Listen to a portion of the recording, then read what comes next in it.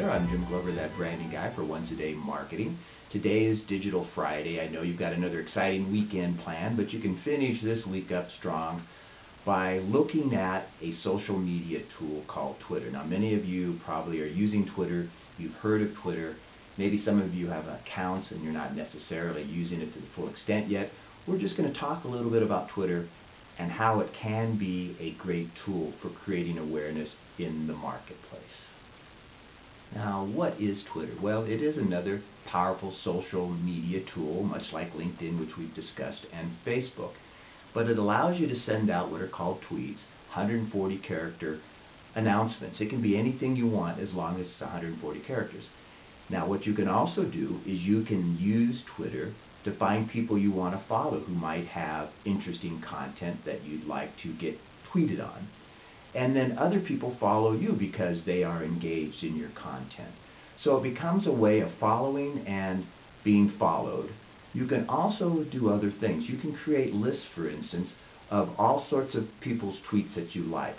And then you can follow other people's lists, and then people can follow your list. So it's a powerful way to begin getting your fingers out there into the world of social media and sharing common thoughts with people who have like interests.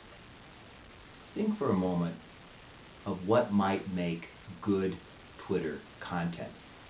Think about looking out into the horizon and you see a rainbow. And if you see the rainbow and it's the only rainbow there, you are pretty excited about it and you notice it.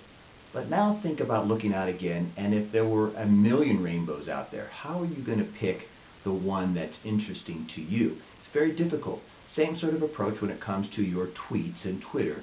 A lot of people will tweet what they had for breakfast. I don't really care so much about that.